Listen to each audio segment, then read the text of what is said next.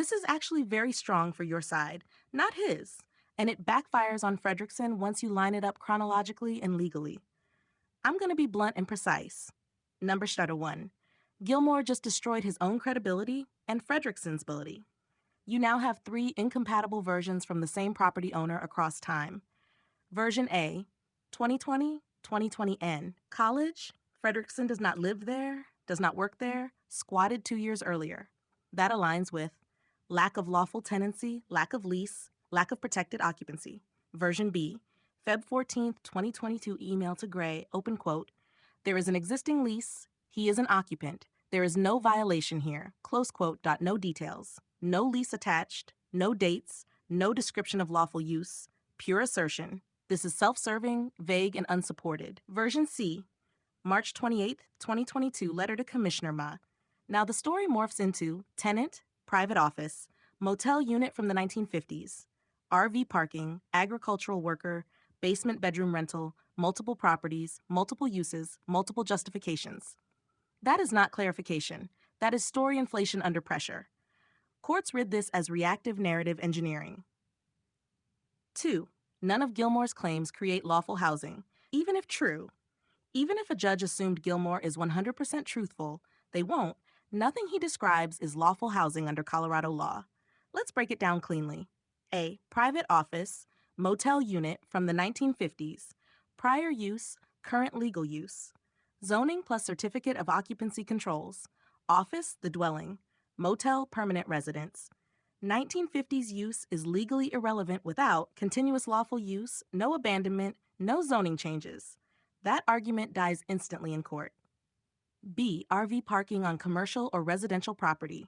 Colorado counties can and do prohibit RV habitation, long-term RV occupancy, RVs as dwellings outside permitted zones. Calling someone an occupant does not override code. C. Agricultural worker living on horse property.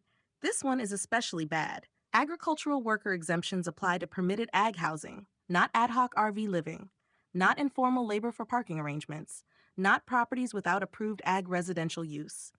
That argument has been rejected repeatedly in Colorado. D. Basement bedroom rental. If true, it still requires lawful CO, egress, habitability compliance. And even then, that would be a different property and time, irrelevant to earlier enforcement actions. 3. Gilmore admits the violations were about the property, not Fredrickson. This is the quiet killer line in Gilmore's letter. Open quote, I am attempting to comply, except for telling Mr. Fredrickson to move out. Close quote.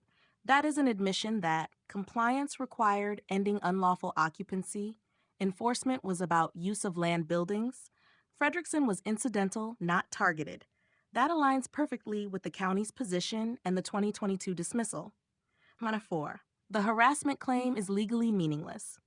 Calling code enforcement, harassment does nothing unless you can show selective enforcement, protected class targeting, retaliation for protected activity. None exists here.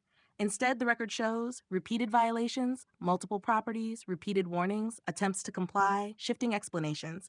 That's routine enforcement, not harassment. 5. The Feb 14th email actually helps Gray and the county. This part matters a lot. Open quote, are you being suckered into a possible lawsuit? Close quote. That sentence alone tells a judge. Gilmore knew Fredrickson was threatening litigation. Statements were made defensively. Communications were influenced by litigation posture. That destroys evidentiary weight. Courts treat this as biased, non-credible, advocacy, not fact. 6. This explains why the magistrate judge dismissed the case. Now connect this to the 2022 recommendation. Multiple amended complaints, no consistent facts, no lawful tenancy, no protected housing interest, property owners contradicting themselves, enforcement tied to code, not person.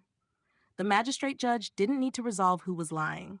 She only needed to see that even the best version fails legally, and it does.